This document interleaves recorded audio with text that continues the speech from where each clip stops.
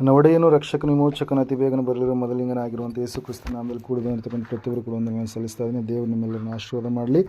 ಸಮಯದಲ್ಲಿ ನಮ್ಮ ಬಲಗೈನ ಮೇಲೆ ಕೆತ್ತೋಣ. ಈ ವಾಕ್ಯವನ್ನು ಅರಿಕೆ ಮಾಡೋಣ. ಯೆಹೋವನು ಒಳ್ಳೆಯವನು, ಆತನ ಕೃಪೆಯು ಶಾಶ್ವತವಾಗಿರುವುದು.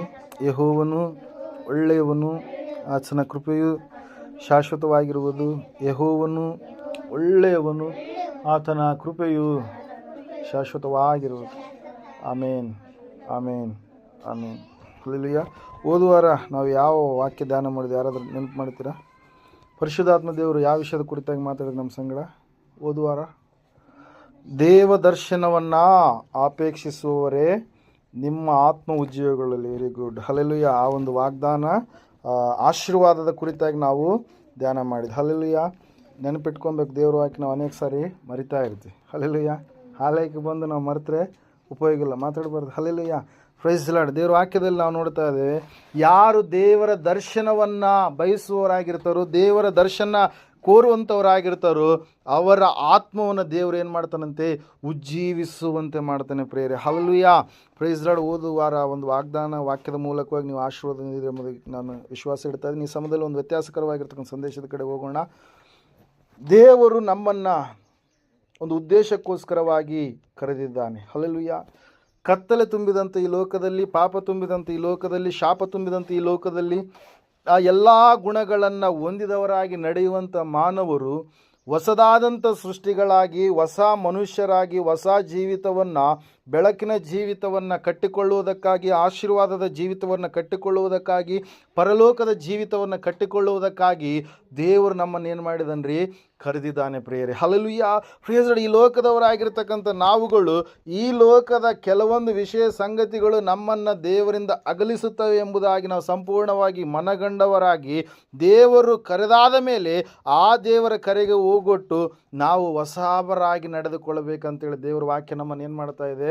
ಪ್ರಬೋಧಿಸುವಂಥದ್ದಾಗಿದೆ ಪ್ರಿಯರೇ. ನೀವು ಸತ್ಯವೇದ ಪುಸ್ತಕಗಳಲ್ಲಿ ಓದುವಾಗ ಸತ್ಯವೇದ ಹೇಳ್ತಾ ಇದೆ ಏನಂತ ಹೇಳಂತಂದರೆ, ಯಾವನಾದರೂ ಕ್ರಿಸ್ತನಲ್ಲಿದ್ದರೆ ಅವನು ನೂತನ ಸೃಷ್ಟಿಯಾದನು ಎಂಬುದಾಗಿ. ಹಲ್ಲೆಲೂಯಾ. 2 ಕೊರಿಂಥದವರಿಗೆ ಬರೆದ ಪತ್ರಿಕೆ 5ನೇ ಅಧ್ಯಾಯ 16ನೇ ವಚನದಿಂದ ಓದಿಕೊಳ್ಳೋಣ ಈ ಸಮಯದಲ್ಲಿ.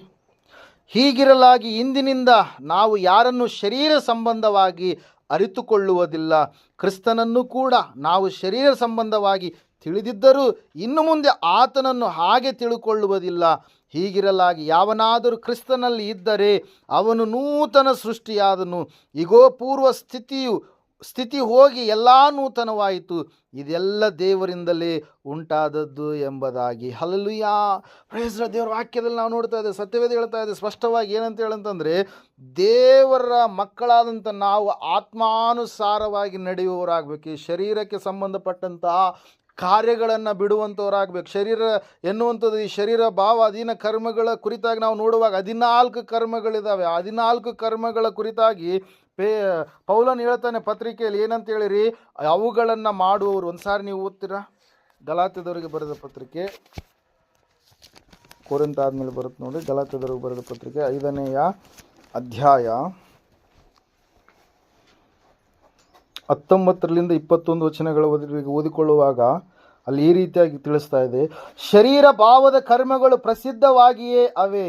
ಯಾವೆಂದರೆ ಜಾರತ್ವ, ಬಂಡುತನ, ನಾಚಿಕೆಗೇಡಿತನ, ವಿಗ್ರಹಾರಾಧನೆ, ಮಾಟ, ಹಗೆತನ, ಜಗಳ, ಹೊಟ್ಟೆಕಿಚ್ಚು, ಸಿಟ್ಟು, ಕಕ್ಷಭೇದ, ಭಿನ್ನಮತ, ಮತ್ಸರ, ಕುಡಿಕತನ, ದುಂದೌತಣ ಇಂಥವುಗಳೇ. ಇವುಗಳ ವಿಷಯದಲ್ಲಿ ಇಂಥ ಕಾರ್ಯಗಳನ್ನು ನಡೆಸುವವರು ದೇವರ ರಾಜ್ಯಕ್ಕೆ ಬಾಧ್ಯರಾಗುವುದಿಲ್ಲವೆಂದು ನಾನು ಹಿಂದೆ ಹೇಳಿದಂತೆಯೇ ಈಗಲೂ ನಿಮ್ಮನ್ನು ಎಚ್ಚರಿಸುತ್ತೇನೆ. ಹಲ್ಲೆಲೂಯಾ.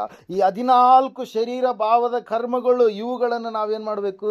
ತ್ಯಜಿಸುವವರಾಗಬೇಕು. ದೇವ್ರ ವಾಕ್ಯ ಹೇಳ್ತದೆ, ಸತ್ಯವೇದ ಹೇಳ್ತಾ ಇದೆ, ಆತ್ಮಾನುಸಾರವಾಗಿ ನಡೆಯುವಂಥದ್ದನ್ನು ನಾವು ಕಲಿಯುವವರಾಗಬೇಕು. ಅದಕ್ಕಾಗಿ ದೇವ್ರ ವಾಕ್ಯದಲ್ಲಿ ನಾವು ನೋಡ್ತಾ ಇದ್ದೇವೆ ಪ್ರಿಯರೇ, ನಾವು ಈಗಿರಲಾಗಿ ಇಂದಿನಿಂದ ನಾವು ಯಾರನ್ನು ಶರೀರ ಸಂಬಂಧವಾಗಿ ನಾವು ಅರಿತುಕೊಳ್ಳೋದಿಲ್ಲ. ದೇವರ ಆತ್ಮ ಯಾರಲ್ಲಿದ್ದಾನೋ ಅವರೇ ದೇವರ ಮಕ್ಕಳು ಎಂಬುದಾಗಿ ವಾಕ್ಯ ಹೇಳ್ತಾ ಇದೆ. Hallelujah, praise Lord. ನಾವು ನೋಡ್ತಾ ಇದ್ದೇವೆ, ದೇವರ ವಾಕ್ಯ ಹೇಳ್ತಾ ಇದೆ, ಯಾವನಾದರೂ ಕ್ರಿಸ್ತನಲ್ಲಿ ಇದ್ದರೆ ಅವನು ಏನಾಗ್ತಾ ಇದ್ದಾನಂತೆ, ನೂತನ ಸೃಷ್ಟಿ, ಹೊಸದಾದಂಥ ಸೃಷ್ಟಿ. ಹಲ್ಲೆಲೂಯಾ. ಹೊಸತನ ಎಲ್ಲಿ ಕಂಡು ಬರ್ಬೇಕ್ರಿ? ನಿಮ್ಮ ಕಾರ್ಯಗಳ ಮೂಲಕವಾಗಿ, ನಿಮ್ಮ ತಕ್ಕ ಕಾರ್ಯಗಳಿಂದ ನೀವು ಮನಸ್ಸು ಬದಲಾವಣೆಯಾಗಿದೆ ಎನ್ನುವಂಥದ್ದು ನೀವೇನು ಮಾಡಬೇಕು? ನಿಮ್ಮ ಕಾರ್ಯಗಳ ಮೂಲಕವಾಗಿ ತೋರಿಸಿ ಕೊಡಬೇಕು. ದೇವರ ವಾಕ್ಯದಲ್ಲಿ ನಾವು ನೋಡ್ತಾ ಇದ್ದೇವೆ, ದೇವರ ವಾಕ್ಯ ಹೇಳ್ತಾ, ಸತ್ಯವೇದ ಹೇಳ್ತಾ ಇದೆ, ನಾವು ಆತ್ಮಾನುಸಾರವಾಗಿ ನಡೆಯುವಾಗ ದೈವಿಕವಾದಂಥ ಆಶೀರ್ವಾದಕ್ಕೆ ನಾವು ಪಾತ್ರರಾಗೋದಕ್ಕೆ ಸಾಧ್ಯವಾಗುತ್ತೆ. ಶರೀರಾನುಸಾರವಾಗಿ ನಾವು ನಡೆಯೋದಕ್ಕೆ ಇಷ್ಟಪಟ್ಟರೆ ಈ ಲೋಕದ ಸಂಪ್ರದಾಯ ಪದ್ಧತಿಗಳು, ಈ ಲೋಕದ ಕೆಲವು ದೇವರಿಗೆ అయిష్టವಾದಂಥ ಕಾರ್ಯಗಳನ್ನು ಮಾಡೋದಕ್ಕೆ ಮನಸ್ಸುಳ್ಳವರಾಗಿ ನಾವು ಇದ್ದರೆ ಖಂಡಿತವಾಗಿಯೂ ಕೂಡ ನಾವೇನಾಗಿರ್ತೀವಿ? ಹೇಳಿಕೊಳ್ಳೋದಕ್ಕೆ ಮಾತ್ರ ದೇವರ ಮಕ್ಕಳಾಗಿರ್ತೀವಿ ಹೊರತಾಗಿ, ಆದರೆ ನಿಜವಾಗಲೂ ಕೂಡ ನಾವು ದೇವರ ಮಕ್ಕಳಾಗಿರೋದಿಲ್ಲ, ಕೋಟ ಭಕ್ತರಾಗಿರ್ತೀವಿ. ಏನ್ರಿ, ಕೋಟ ನೋಟಿರ್ತಾವಲ್ಲ. Hallelujah, praise Lord. ಡಾಂಬಿಕ ಒಂದು ಭಕ್ತರಾಗಿರ್ತೀವಿ. ಹಲ್ಲೆಲೂಯಾ. ಬಾಯಲ್ಲಿ ಮಾತ್ರ ಯೇಸು ಸ್ವಾಮಿ, ಆದರೆ ಒಳಗಡೆ ಎಲ್ಲ ನಾವು ಏನಾಗಿ ಬಿಟ್ಟಿದ್ದೀವಿ? ವಿಷದ ಆತ್ಮವುಳ್ಳವರಾಗಿ, ಲೋಕದ ಆತ್ಮವುಳ್ಳವರಾಗಿ ಜೀವಿಸುವಂಥವರಾಗಿರ್ತೀವಿ. ಆದರೆ ದೇವರು ಅದನ್ನು ಎಷ್ಟು ಮಾತ್ರ ಕೂಡ ಮೆಚ್ಚೋದಿಲ್ಲ. ನೀವು ಒಳಗಡೆ ಶುದ್ಧ ಇದ್ದರೆ ಹೊರಗಡೆ ಶುದ್ಧ ಇರೋದಕ್ಕೆ ಸಾಧ್ಯ. ಒಳಗಡೆನೇ ಶುದ್ಧ ಇರಲಾರ್ದೇ ಇದ್ದರೆ, ಅಶುದ್ಧತೆ ಇದ್ದರೆ ಹೊರಗಡೆ ಕೂಡ ಏನಾಗಿರುತ್ತೆ?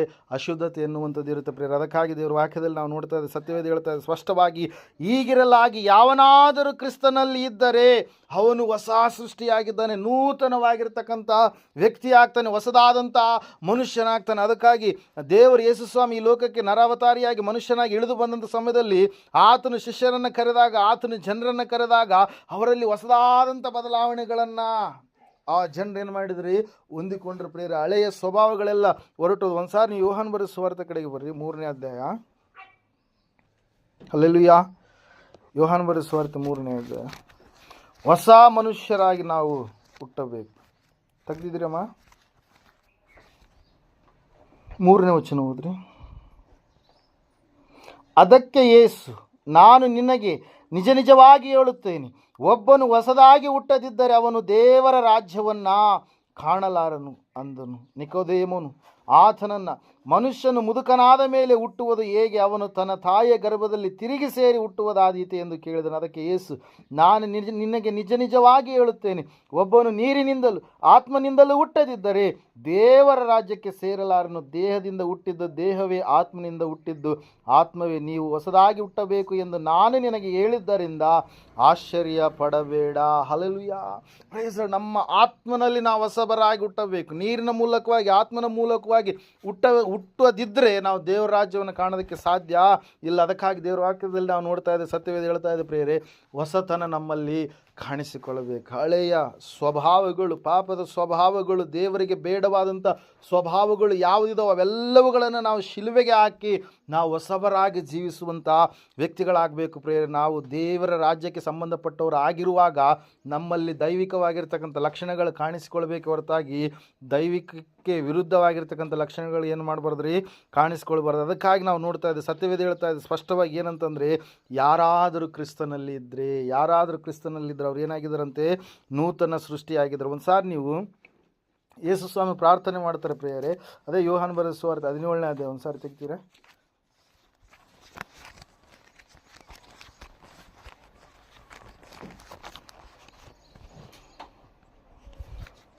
ಇಪ್ಪತ್ತೊಂದನೇ ವಚನ.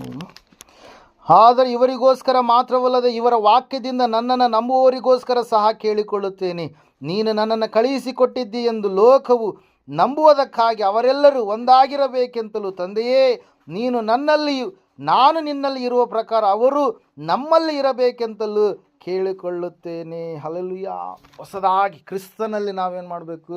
ಹುಟ್ಟುವವರಾಗಬೇಕು. Hallelujah, praise Lord. ದೇವರ ವಾಕ್ಯದಲ್ಲಿ ನಾವು ನೋಡ್ತಾ ಇದ್ದೇವೆ ಪ್ರೇರೆ, ಸತ್ಯವೇದ ಹೇಳ್ತಾ ಇದೆ ಸ್ಪಷ್ಟವಾಗಿ, ನಾವು ಹೊಸದಾಗಿ ಹುಟ್ಟದಿದ್ದರೆ ದೇವರ ರಾಜ್ಯವನ್ನು ಕಾಣೋದಕ್ಕೆ ಸಾಧ್ಯ ಇಲ್ಲ. ಒಬ್ಬನು ನೀರಿನಿಂದಲೂ ಒಬ್ಬನು ಆತ್ಮನಿಂದಲೂ ಹುಟ್ಟದಿದ್ದರೆ ದೇವರ ರಾಜ್ಯ ಅವನಿಗೆ ಇಲ್ಲ. ಇಲ್ಲಿ ನಾವು ನೋಡ್ತಾ ಇದ್ದೇವೆ, ಸತ್ಯವೇದ ಹೇಳ್ತಾ ಇದೆ, ಯೇಸು ಕ್ರಿಸ್ತನ ಬಳಿಗೆ ಒಬ್ಬ ವ್ಯಕ್ತಿಯನ್ನು ಕರೆದುಕೊಂಡು ಬರ್ತಾರೆ ಪ್ರಿಯರೇ. ಕರೆದುಕೊಂಡು ಬಂದ ಸಮಯದಲ್ಲಿ ಆ ವ್ಯಕ್ತಿ ಭಾಳ ಬಲಹೀನನಾಗಿರ್ತಾನೆ, ಅನಾರೋಗ್ಯ ಪೀಡಿತನಾಗಿರ್ತಾನೆ, ಭಯಂಕರವಾದಂಥ ಸ್ಥಿತಿಯ ಕಡೆಗೆ ಜಾರಿ ಹೋದಂಥ ವ್ಯಕ್ತಿಯಾಗಿರ್ತಾನೆ ಪ್ರಿಯರೇ. ಹಲ್ಲೆಲೂಯಾ. ಆ ಸಮಯದಲ್ಲಿ ಕರೆದುಕೊಂಡು ಬಂದ ಸಮಯದಲ್ಲಿ ಸ್ವಾಮಿ ಅವನ ಪಾಪಗಳನ್ನು ಏನು ಮಾಡ್ತಾರೆ? ಕ್ಷಮಿಸ್ತಾರೆ. ಹಲ್ಲೆಲೂಯಾ. ಯಾವುದನ್ನು ಕ್ಷಮಿಸ್ತಾರೆ? ಹಳೆಯ ಸ್ವಭಾವ ಯಾವುದು? ಪಾಪದ ಸ್ವಭಾವ. ಆ ಪಾಪದ ಸ್ವಭಾವ ಕ್ಷಮಿಸಿದಾದ ಮೇಲೆ ಆ ವ್ಯಕ್ತಿಗೊಂದು ಮಾತನ್ನು ಹೇಳ್ತಾರೆ. ಮಾತು ಕೊಟ್ಟಾದ ಮೇಲೆ ಆ ವ್ಯಕ್ತಿಯಲ್ಲಿ ಏನಾಗುತ್ತೆ? ಹೊಸತನ ಪ್ರಾರಂಭವಾಗುತ್ತೆ. ಅವನ ದೇಹ ಏನಂತ ಹೇಳ್ತೀವಿ? ಬಲಹೀನವಾದಂಥ ಸ್ಥಿತಿಯ ಕಡೆಗೆ, ಕೆಲಸ ಮಾಡಲಾರದ ಸ್ಥಿತಿಯ ಕಡೆಗೆ, ಸಂಪೂರ್ಣವಾಗಿ ಸತ್ತು ಹೋದಂಥ ಸ್ಥಿತಿಯ ಕಡೆಗೆ ಇರ್ತಕ್ಕಂಥ ಆತನ ದೇಹ ಬರಬೇಕಾದ್ರೆ 4 ಜನ ಹೊತ್ಕೊಂಡು ಬಂದಿರತಕ್ಕಂಥ ಆತನನ್ನು ಈಗ ಯೇಸು ಕ್ರಿಸ್ತನು ಹಳೆಯ ಸ್ವಭಾವವನ್ನು ತೆಗೆದು ಹಾಕಿದ ಮೇಲೆ ಆ ವ್ಯಕ್ತಿಯಲ್ಲಿ ಏನು ಬರ್ತಾ ಇದ್ದಾರೆ? ಹೊಸದಾದಂಥ ಸ್ವಭಾವ, ನೂತನ ಸ್ವಭಾವ, ನೂತನ ಶಕ್ತಿ. ಕಾರಣ ಏನಂತಂದರೆ ಹಳೆಯ ಪಾಪದ ಸ್ವಭಾವ ಅವನಿಂದ ಏನಾಯಿತು? ಹೊರಟು ಹೋಯಿತು. ಹಲ್ಲೆಲೂಯಾ. ದೇವ್ರ ವಾಕ್ಯದಲ್ಲಿ ನಾವು ನೋಡ್ತಾ ಇದ್ದೇವೆ, ದೇವ್ರ ವಾಕ್ಯ ಹೇಳ್ತಾ ಇದೆ, ಸತ್ಯವೇದ ಹೇಳ್ತಾ ಇದೆ ಸ್ಪಷ್ಟವಾಗಿ, ನಾವು ಹೊಸಬರಾಗಿ ನಡೆದುಕೊಳ್ಳಬೇಕೆನ್ನುವಂಥದ್ದು ದೇವರ ಇಷ್ಟವಾಗಿದೆ, ದೇವರ ಚಿತ್ತವಾಗಿದೆ. ಒಂದು ಸಾರಿ ನೀವು ಸತ್ಯವೇದದಲ್ಲಿ ರೋಮಾಪುರದವರೆಗೆ ಬರೆದ ಪತ್ರಿಕೆ 8ನೇ ಅಧ್ಯಾಯ 1ನೇ ವಚನ ಓದ್ತೀರಾ?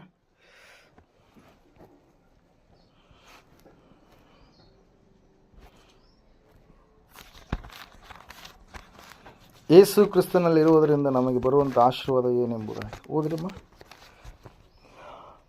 ಆದುದರಿಂದ ಕ್ರಿಸ್ತ ಯೇಸುವಿನಲ್ಲಿ ಇರುವವರಿಗೆ ಅಪರಾಧ ನಿರ್ಣಯವು ಈಗ ಇಲ್ಲವೇ ಇಲ್ಲ. ಯಾಕಂದರೆ ಜೀವವನ್ನು ಉಂಟು ಮಾಡುವ ಪವಿತ್ರಾತ್ಮನಿಂದಾದ ನಿಯಮವು ನಿನ್ನನ್ನು ಪಾಪ ಮರಣಗಳಿಗೆ ಕಾರಣವಾದ ನಿಯಮದಿಂದ ಕ್ರಿಸ್ತ ಯೇಸುವಿನ ಮೂಲಕ ಬಿಡಿಸಿತು ಎಂಬುದಾಗಿ. ಹಲ್ಲೆಲೂಯಾ. ಯಾಕೆ ಹೇಳ್ರಿ? ನೀನು ದೇವರಲ್ಲಿದ್ದೀಯ, ಕ್ರಿಸ್ತನಲ್ಲಿದ್ದೀಯ, ಕ್ರಿಸ್ತನನ್ನು ಧರಿಸಿಕೊಂಡಂಥ ಮಗನು ನೀನಾಗಿದ್ದೀಯ, ಹೊಸಬರಾಗಿ ನೀನು ನಡೆದುಕೊಳ್ತಾ ಇದೆಯಾ. ಅದಕ್ಕಾಗಿ ಅಪರಾಧ ನಿರ್ಣಯ ಮಾಡೋದಕ್ಕೆ ಯಾರಿಂದಲೂ ಕೂಡ ಸಾಧ್ಯ ಇಲ್ಲ ಎಂಬುದಾಗಿ. ಅದಕ್ಕಾಗಿ ನಾವು ದೇವ್ರ ವಾಕ್ಯದಲ್ಲಿ ನಾವು ನೋಡ್ತಾ ಇದ್ದೇವೆ, ಸತ್ಯವೇದ ಹೇಳ್ತಾ ಇದೆ ಸ್ಪಷ್ಟವಾಗಿ. ಏನಂತ ಹೇಳಂತಂದರೆ ನಾವು ಹೊಸಬರಾಗಿ ಜೀವಿಸಬೇಕು, ಹೊಸಬರಾಗಿ ನಡೆದುಕೊಳ್ಳಬೇಕು. ಹೊಸಬರಾಗಿ ನಡೆದುಕೊಳ್ಳುವಾಗ ಅಪರಾಧ ನಿರ್ಣಯಿಸುವಂಥ ಶಕ್ತಿ ಸೈತಾನನಿಗೆ ಇಲ್ಲ, ಯಾವ ಮನುಷ್ಯನಿಗೆ ಇಲ್ಲ. ಆತ್ಮಾನುಸಾರವಾಗಿ ನಾವು ನಡೆಯುವಾಗ ಶರೀರ ಸ್ವಭಾವಗಳನ್ನು ನಾವೇನು ಮಾಡ್ತೀವಿ? ಬದಿಗಿಟ್ಟು ದೇವರು ನಮ್ಮನ್ನು ನೋಡ್ತಾನೆ, ದೇವರು ನಮ್ಮನ್ನು ಲಕ್ಷಿಸ್ತಾನೆ, ದೇವರು ನಮ್ಮ ಸ್ಥಿತಿಗತಿಗಳನ್ನು ನೋಡ್ತಾನೆ ಎಂಬುದಾಗಿ ನಾವು ನೆನೆಸಿ ದೇವರಿಗೆ అయిష్టವಾದಂಥ ಎಲ್ಲ ಮಾರ್ಗಗಳನ್ನು ಬಿಟ್ಟು ನಾವೇನು ಮಾಡ್ತೀವಿ ರೀ? ದೇವರ ಹೆಜ್ಜೆ ಜಾಡಿನಲ್ಲಿ ನಡೆಯುವವರು ನಾವು ಆಗಿರ್ತೀವಿ ಪ್ರಿಯರೇ. ಅದಕ್ಕಾಗಿ ನೋಡ್ರಿ, ನೀವು 6ನೇ ಅಧ್ಯಾಯ 2ನೇ ಕೊರಿಂಥದವರಿಗೆ ಬರೆದ ಪತ್ರಿಕೆಯಲ್ಲಿ 14ನೇ ವಚನ ಈ ರೀತಿಯಾಗಿ ಹೇಳ್ತಾ ಇದೆ, ನೀವು ಕ್ರಿಸ್ತ ನಂಬಿಕೆ ಇಲ್ಲದವರೊಂದಿಗೆ ಸೇರಿ ಇಜ್ಜೋಡಾಗಬೇಡಿರಿ. ಧರ್ಮಕ್ಕೂ ಅಧರ್ಮಕ್ಕೂ ಜೊತೆಯೇನು? ಬೆಳಕಿಗೂ ಕತ್ತಲಿಗೂ ಐಕ್ಯವೇನು? ಕ್ರಿಸ್ತನಿಗೂ ಸೈತಾನನಿಗೂ ಒಡನಾಟವೇನು? ನಂಬುವವನಿಗೂ ನಂಬದೆ ಇರುವವನಿಗೂ ಪಾಲುಗಾರಿಕೆ ಏನು? ದೇವರ ಮಂದಿರಕ್ಕೂ ವಿಗ್ರಹಗಳಿಗೂ ಒಪ್ಪಿಗೆ ಏನು? ನಾವು ಜೀವಸ್ವರೂಪನಾದ ದೇವರ ಮಂದಿರವಾಗಿದ್ದೇವಲ್ಲ, ಇದರ ಸಂಬಂಧವಾಗಿ ದೇವರು, ನಾನು ಅವರಲ್ಲಿ ವಾಸಿಸುತ್ತಾ ತಿರುಗಾಡುವೆನು, ನಾನು ಅವರಿಗೆ ದೇವರಾಗಿರುವೆನು, ಅವರು ನನಗೆ ಪ್ರಜೆಯಾಗಿರುವರು ಎಂದು ಹೇಳಿದ್ದಾನೆ ಎಂಬುದಾಗಿ. ಹಲ್ಲೆಲೂಯಾ. Praise Lord. ಹೊಸದಾಗಿ ಹುಟ್ಟಿದಂಥವರು ಇವುಗಳನ್ನು ಬಿಡ್ತಾರೆ. ಕ್ರಿಸ್ತ ನಂಬಿಕೆ ಇಲ್ಲದವರೊಂದಿಗೆ ಸೇರಿ ಅವ್ರು ಏನಾಗೋದಿಲ್ಲ? ಇಜ್ಜೋಡಾಗೋದಿಲ್ಲ. ಯಾಕೆ ಹೇಳ್ರಿ? ಅವರು ಚಂಚಲ ಸ್ವಭಾವವುಳ್ಳವರಾಗಿ ಇರೋದಿಲ್ಲ. ಕತ್ತಲಿಗೆ ಸಂಬಂಧಪಟ್ಟ ಕಾರ್ಯಗಳಲ್ಲಿ ಪುನಃ ಅವರು ಹೋಗೋದಿಲ್ಲ. ಸೈತಾನನ ಕಾರ್ಯಗಳಲ್ಲಿ ಒಡನಾಟದಲ್ಲಿ ಅವರು ಜೊತೆ ಕೆಲಸದವರಾಗಿ ಇರೋದಿಲ್ಲ. ನಂಬಲಾರದವರ ಸಹವಾಸವನ್ನು ಮಾಡಿ ಅವರು ಕೆಟ್ಟು ಹೋಗುವುದೇ ಇಲ್ಲ ಪ್ರಿಯರೇ. ಅದಕ್ಕಾಗಿ ದೇವರ ವಾಕ್ಯ ನಮ್ಮ ಸಂಗಡ ಮಾತಾಡ್ತಾ ಇದೆ, ನಮ್ಮನ್ನು ಎಚ್ಚರಿಸ್ತಾ ಇದೆ. ಕಾರಣ ಒಂದೇ, ನಾವು ಹೊಸಬರಾಗಿ ಹುಟ್ಟಬೇಕು. ಹೊಸಬರಾಗಿ ಹುಟ್ಟುವಂಥವ್ರಿಗೆ ಏನು ಕೊಡ್ತಾನಂತೆ? ದೇವರು ತನ್ನ ರಾಜ್ಯದಲ್ಲಿ ಸ್ಥಾನವನ್ನು ಕೊಡ್ತಾನೆ. ಹಲ್ಲೆಲೂಯಾ. ಯಾವುದನ್ನು ಕೊಡ್ತಾನೆ ರೀ? ತನ್ನ ರಾಜ್ಯದಲ್ಲಿ ದೇವರು ಸ್ಥಾನವನ್ನು ಕೊಡ್ತಾನೆ. ನೀವು ಒಂದು ಸಾರಿ ಯೋಹಾನ್ ಬರೆದ ಪತ್ರಿಕೆ 1ನೇ ಅಧ್ಯಾಯ 12, 13ನೇ ವಚನ ಓದಿಕೊಳ್ಳೋಣ. ಯಾರ್ಯಾರು ಆತನನ್ನು ಅಂಗೀಕರಿಸಿದರು, ಅಂದರೆ ಆತನ ಹೆಸರಿನಲ್ಲಿ ನಂಬಿಕೆ ಇಟ್ಟರು, ಅವರಿಗೆ ದೇವರ ಮಕ್ಕಳಾಗುವ ಅಧಿಕಾರ ಕೊಟ್ಟನು. ಇವರು ರಕ್ತ ಸಂಬಂಧದಿಂದಾಗಲಿ, ಕಾಮದಿಂದಾಗಲಿ, ಪುರುಷ ಸಂಕಲ್ಪದಿಂದಾಗಲಿ ಹುಟ್ಟಿದವರಲ್ಲ, ದೇವರಿಂದಲೇ ಹುಟ್ಟಿದವರು. ಯಾರು ವಾಕ್ಯವನ್ನು ಕೇಳಿ ವಾಕ್ಯವನ್ನು ಗ್ರಹಿಸಿಕೊಂಡು ಹೊಸಬರಾಗಿ ಅವರು ನಡೆದುಕೊಳ್ತಾರೋ, ಹುಟ್ಟುವವರಾಗಿರ್ತಾರೋ, ಅವರು ದೇವರಿಂದ ಹುಟ್ಟಿದವರಾಗಿದ್ದಾರೆ ಪ್ರಿಯರೇ. ಯಾಕಂದರೆ ತಾಯಿಯ ಗರ್ಭದಿಂದ ಹುಟ್ಟುವಂಥದ್ದು ಬೇರೆ, ಆತ್ಮಲೋಕದಲ್ಲಿ ಆತ್ಮಾನುಸಾರವಾಗಿ ನಾವು ಹುಟ್ಟುವಂಥದ್ದು ಬೇರೆ ಆಗಿದೆ ಪ್ರಿಯರೇ. ಮಣ್ಣಿನಿಂದ ಬಂದಿರತಕ್ಕಂಥ ಶರೀರ ಮಣ್ಣಿಗೆ ಹೋಗುತ್ತೆ, ಆದರೆ ಈ ಆತ್ಮಕ್ಕೆ ಇನ್ನೊಂದು ಅಂಗಿ ಬೇಕಾಗಿದೆ. ಆ ಅಂಗಿ ಯಾವ ಅಂಗಿರಿ? ಮಹಿಮೆಯ ಶರೀರ. ಆ ಮಹಿಮೆಯ ಶರೀರವನ್ನು ನಾವು ಧರಿಸಿಕೊಳ್ಳಬೇಕಾದ್ರೆ ನಾವೇನು ಮಾಡಬೇಕ್ರಿ? ನಾವು ಸೃಷ್ಟಿಕರ್ತನಾದಂಥ ದೇವರನ್ನು ತಿಳಿದುಕೊಂಡು ಆತನಲ್ಲಿ ನಾವು ನಡೆಯುವವರಾಗಬೇಕು. ನೀವು ಗಲಾತ್ಯದವರಿಗೆ ಬರೆದ, ಎಫೆಸದವರಿಗೆ ಬರೆದ ಪತ್ರಿಕೆಯಲ್ಲಿ ಒಂದು ಸಂಗತಿಯನ್ನು ಪೌಲನು ತಿಳಿಸ್ತಾನೆ. ಏನಂತ ಹೇಳಂತಂದರೆ, ಒಂದು ಸಾರಿ 2ನೇ ಅಧ್ಯಾಯದ ಕಡೆಗೆ ಬನ್ನಿ, 8ನೇ ವಚನ.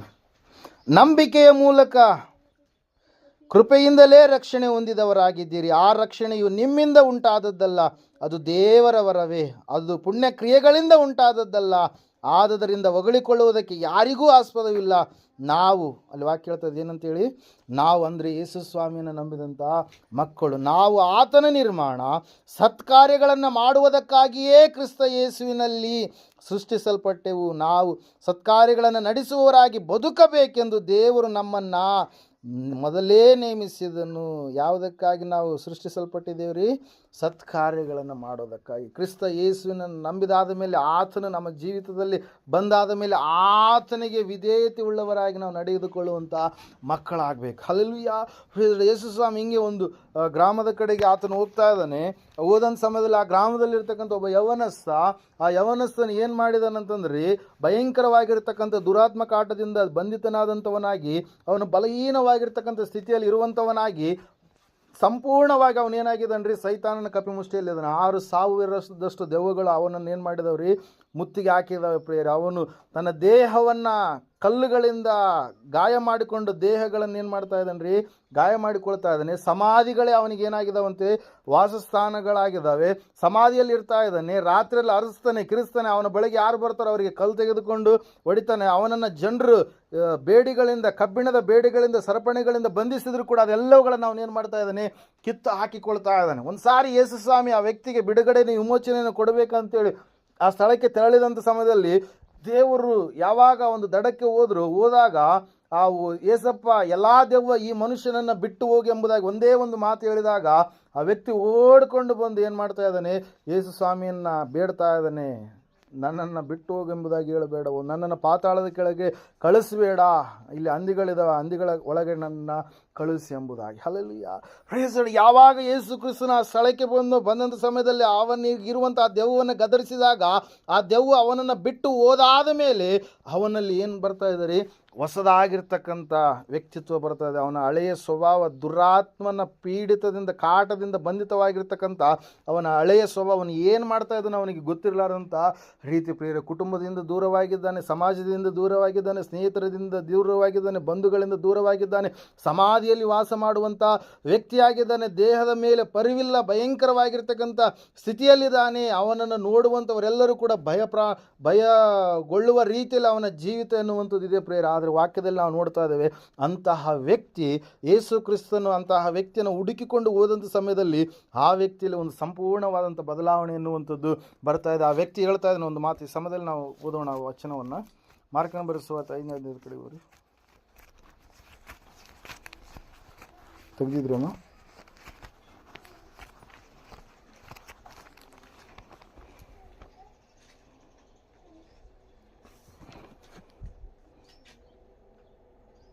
ಹದಿನಾರನೇ ವಚನ, 5ನೇ ಅಧ್ಯಾಯ ಮಾರ್ಕ್. ನಡೆದ ಸಂಗತಿಯನ್ನು ನೋಡಿದ್ದವರು ಆ ದೆವ್ವ ಹಿಡಿದಿದ್ದವನಿಗೆ ಹೀಗಾಯಿತೆಂಬುದನ್ನು, ಹಂದಿಗಳ ವಿಷಯವನ್ನು ಅವರಿಗೆ ವಿವರಿಸಲು ಅವರು ತಮ್ಮ ಸೀಮೆಯನ್ನು ಬಿಟ್ಟು ಹೋಗಬೇಕೆಂದು ಯೇಸುವನ್ನು ಬೇಡಿಕೊಂಡರು.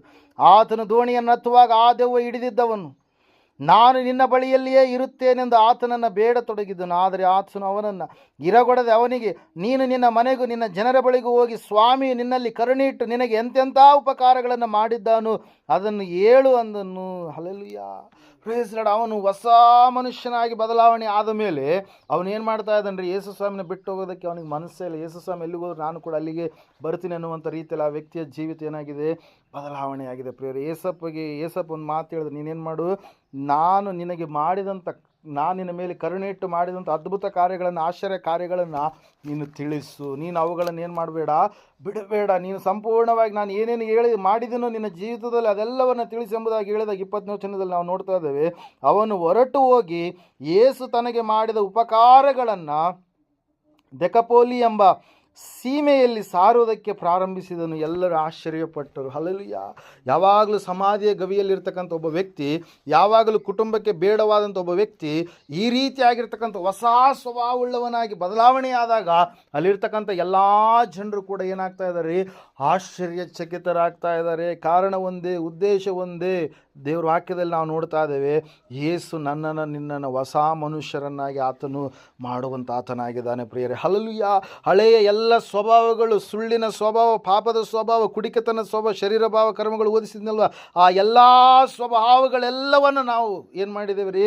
ತೆಗೆದುಹಾಕಿ ದೇವರಿಗೆ ವಿಧೇಯತೆಯುಳ್ಳವರಾಗಿ ಜೀವಿಸೋದಕ್ಕಾಗಿ ನಾವೇನಾಗಿದ್ದೇವೆ, ಕರೆಯಲ್ಪಟ್ಟವರಾಗಿದ್ದೇವೆ. ಅದಕ್ಕಾಗಿ ಸತ್ಯವೇದ ಹೇಳ್ತಾ ಇದೆ ಸ್ಪಷ್ಟವಾಗಿ ಪ್ರಿಯರೇ, ನಾವು ಹೊಸದಾಗಿ ನಾವು ಹುಟ್ಟುವಂಥವರಾಗಿದ್ದೇವೆ. ಕ್ರಿಸ್ತನಲ್ಲಿರುವಾಗ ನಾವು ನೂತನ ಸೃಷ್ಟಿಗಳಾಗಿ ಜೀವಿಸುವಂಥವರಾಗಿದ್ದೇವೆ.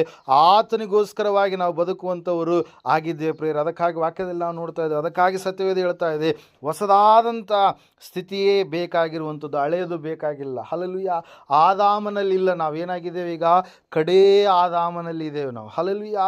ಆದಾಮನು ಏನು ಮಾಡಿದರೆ, ಮಣ್ಣಿನಿಂದ ಬಂದಂಥ ವ್ಯಕ್ತಿಯಾದ, ಕಡೇ ಆದಾಮನಾದರೂ ಆತ್ಮನಿಂದ ಬಂದಂಥ ವ್ಯಕ್ತಿಯಾದ. ಹಲ್ಲೆಲೂಯಾ. ಮೊದಲನೇ ಆದಾಮನು ಸಾಯಿಸುವಷ್ಟರ ಮಟ್ಟಿಗೆ ಶಾಪ ಎನ್ನುವಂಥದ್ದು ಈ ಲೋಕಕ್ಕೆ ತೆಗೆದುಕೊಂಡು ಬಂದರೆ, ಕಡೇ ಆದಾಮನಾಗಿರುವಂಥ ಯೇಸು ಕ್ರಿಸ್ತನ್ ಏನು ಮಾಡಿದರೆ, ನಿತ್ಯ ಜೀವನ ಈ ಲೋಕಕ್ಕೆ ತೆಗೆದುಕೊಂಡು ಬಂದ. ಹಲ್ಲೆಲೂಯಾ.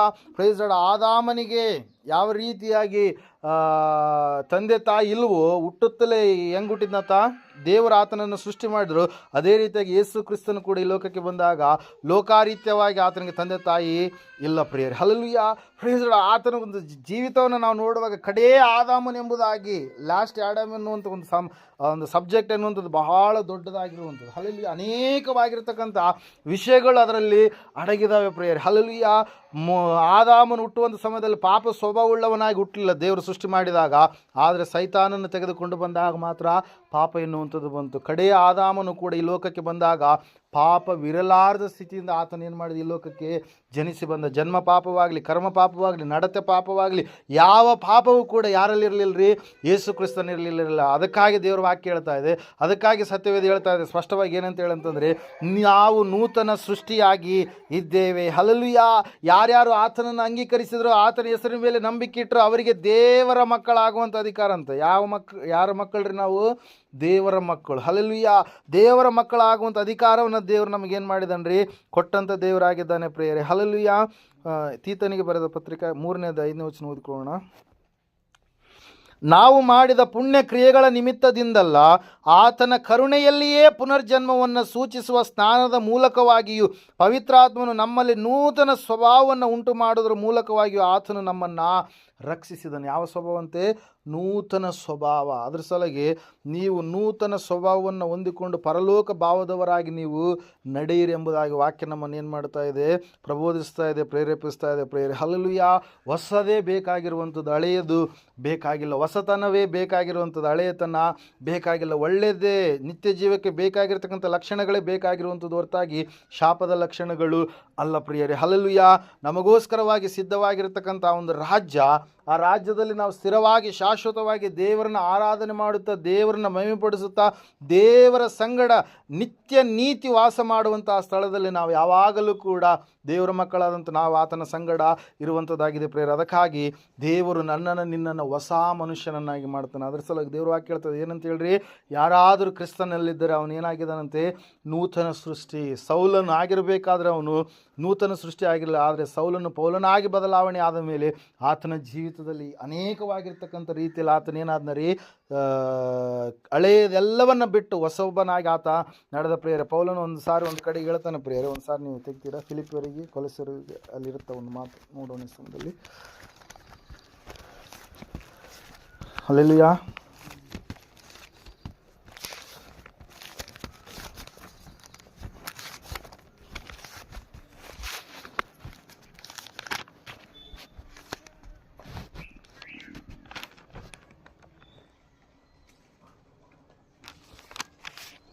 ಮೂರನೇ ಅಧ್ಯಾಯ ಫಿಲಿಪ್ಪಿ 8ನೇ ವಚನ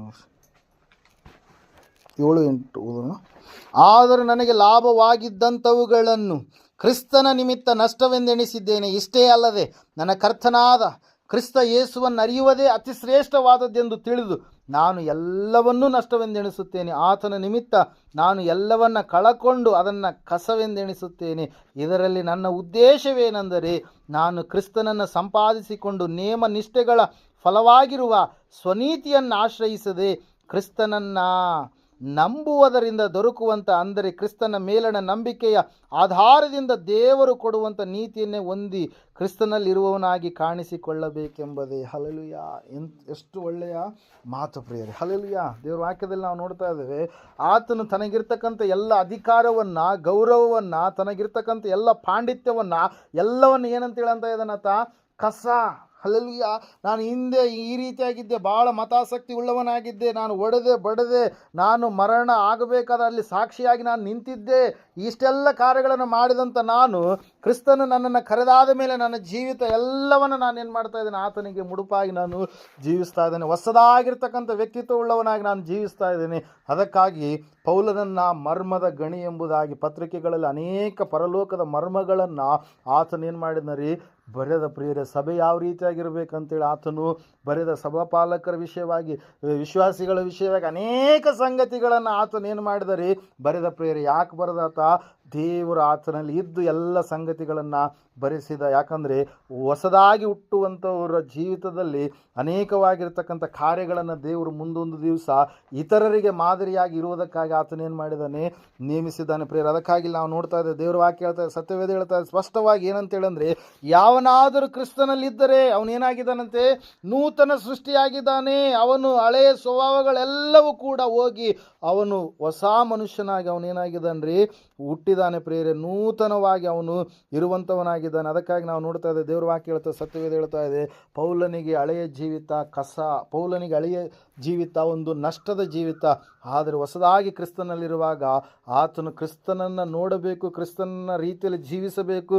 ಕ್ರಿಸ್ತನನ್ನು ನಾನು ಅನುಸರಿಸಿ ನಡೆದಿದ್ದೇನೆ, ನೀವು ನನ್ನನ್ನು ಅನುಸರಿಸಿ ನಡೆಯಿರಿ ಅನ್ನುವಂಥ ಹೇಳುವಂಥ ಒಂದು ಒಳ್ಳೆಯ ಮಾದರಿಯನ್ನು ತೋರಿಸಿ ಹೋಗಿರ್ತಕ್ಕಂಥ ವ್ಯಕ್ತಿಯಾಗಿದ್ದಾನೆ ಪ್ರಿಯರೇ. ಅದಕ್ಕಾಗಿ ಇವತ್ತಿನ ದಿವಸ ನಾವು ತಿಳ್ಕೊಳ್ಬೇಕಾಗಿರ್ತಕ್ಕಂಥ ಅಂಶ ಒಂದೇ, ನಾವು ಕ್ರಿಸ್ತನಲ್ಲಿದ್ದೇವೆ, ನೂತನ ಸ್ವಭಾವ ನಮ್ಮಲ್ಲಿ ಇದೆನಾ? ನಾವು ಕ್ರಿಸ್ತನಲ್ಲಿದ್ದೇವೆ, ಆತ್ಮಾನುಸಾರವಾಗಿ ನಾವು ನಡೀತಾ ಇದ್ದೇವ? ನಾವು ಕ್ರಿಸ್ತನಲ್ಲಿದ್ದೇವೆ, ಹೊಸದಾದಂಥ ಮಕ್ಕಳಾಗಿ ನಾವು ಜೀವಿಸ್ತಾ ಇದ್ದೇವಾ? ಪುನರ್ಜನ್ಮ ಹೊಂದಿದವರಾದಂಥ ಸ್ಥಿತಿಯಲ್ಲಿ ನಾವಿದ್ದೇವೆ. ದೀಕ್ಷಾಸ್ನಾನ ತೆಗೆದುಕೊಳ್ಳುವುದರ ಮೂಲಕವಾಗಿ, ಆತ್ಮನನ್ನು ಹೊಂದಿಕೊಳ್ಳೋದ್ರ ಮೂಲಕವಾಗಿ ನಾವು ಹೊಸ ಮನುಷ್ಯರಾಗಿದೆ. 1 ಪೇತ್ರ 1 ಅಧ್ಯಾಯ 23ನೇ ವಚನ, ನೀವು ಪುನರ್ಜನ್ಮ ಹೊಂದಿದವರಾಗಿದ್ದೀರಲ್ಲ, ಆ ಜನ್ಮವು ನಾಶವಾಗುವ ಬೀಜದಿಂದ ಉಂಟಾದದ್ದಲ್ಲ, ನಾಶವಾಗದ ಬೀಜದಿಂದಲೇ ಉಂಟಾದದ್ದು. ಅದು ದೇವರ ಸದಾ ಜೀವವುಳ್ಳ ವಾಕ್ಯದ ಮೂಲಕವಾಗಿ ಉಂಟಾಯಿತು. ಹಲ್ಲೆಲೂಯಾ. ಪ್ರೈಸ್. ನಾವು ನೋಡ್ತಾ ಇದ್ದೇವೆ, ವಾಕ್ಯ ಹೇಳ್ತದೆ, ಸತ್ಯವೇದ ಹೇಳ್ತಾ ಇದೆ, ಏನ್ರಿ? ನಾಶವಾಗದಂಥ ಬೀಜ, ಅದೇ ದೇವರ ವಾಕ್ಯವಾಗಿದೆ. ದೇವರ ವಾಕ್ಯದಲ್ಲಿ ನಾವು ನೋಡ್ತಾ ಇದ್ದೇವೆ, ಸತ್ಯವೇದ ಹೇಳ್ತಾ ಇದೆ ಸ್ಪಷ್ಟವಾಗಿ. ಏನಂತ ಹೇಳ್ರಿ?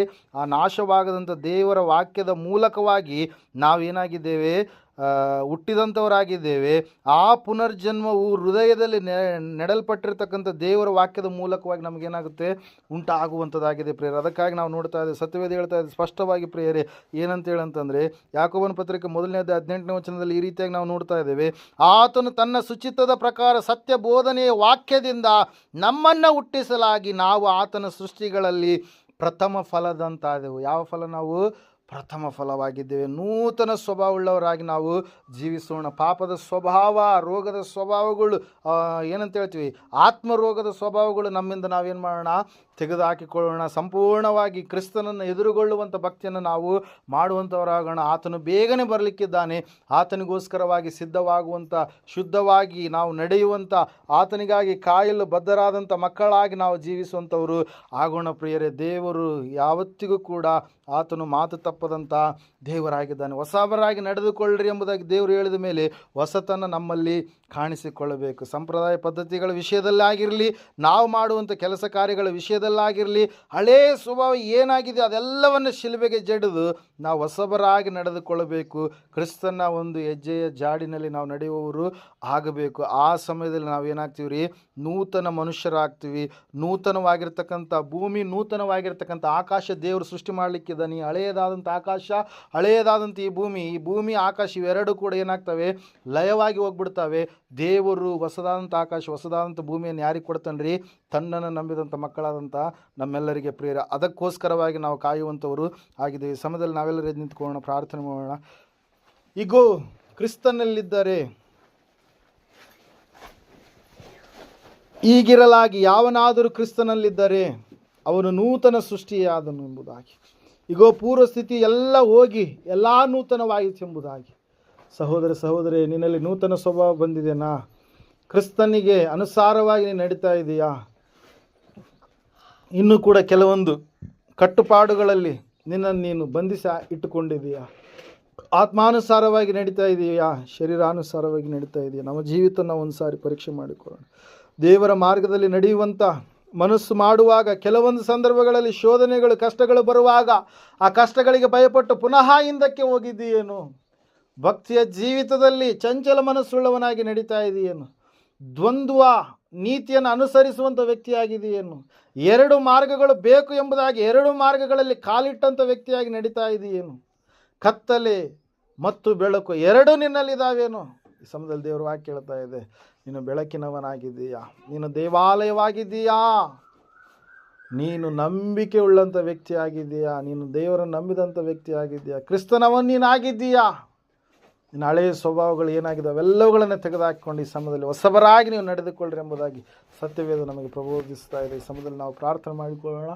ಮಹೋನ್ನತನು ಮಹಾಪರಿಶುದ್ಧನಾದ ಮಹಾದೇವರು, ನಿಮಗೆ ಸ್ತೋತ್ರಗಳ ಕೇಳಿದಂಥ ವಾಕ್ಯ ಬಿತ್ತಿದಂಥ ಬೀಜ ಸ್ವಾಮಿ 100ರಷ್ಟು ಫಲ ಕೊಡುವ ಹಾಗೆ ನೀನು ಸಹಾಯ ಮಾಡಿ ನಡೆಸು. ಎಲ್ಲ ನಿನ್ನ ಚಿತ್ತ ನೆರವೇರಿಸಿ ನಡೆಸು. ಸೌಖ್ಯ, ಸಮಾಧಾನ, ಶಾಂತಿ, ಆರೋಗ್ಯ ದಯಪಾಲಿಸಿ ನಡೆಸಪ್ಪ.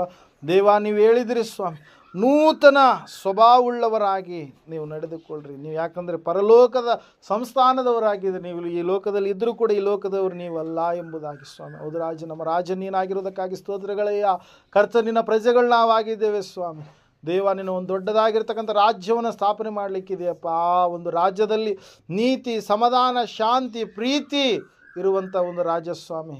ಸೈತಾನ್ ತಂದು ಹಾಕಿರ್ತಕ್ಕಂಥ ಎಲ್ಲ ಶಾಪಗಳು, ಕಲ್ಮಶಗಳು ಎಲ್ಲವುಗಳು ಆ ಒಂದು ರಾಜ್ಯದಲ್ಲಿ ಇರೋದಿಲ್ಲ. ದೇವರೇ, ನೀನು ನಮ್ಮ ಸಂಗಡ, ನಾವು ನಿಮ್ಮ ಸಂಗಡ ಇರುವಂಥ ಒಂದು ರಾಜ್ಯದಲ್ಲಿ ಸ್ಥಿರವಾಗಿ ಇರಬೇಕೆಂಬುದಾಗಿ ನಮ್ಮನ್ನು ಆರಿಸಿ ತೆಗೆದುಕೊಂಡಿದ್ದಕ್ಕಾಗಿ ಸ್ತೋತ್ರಗಳಯ್ಯ.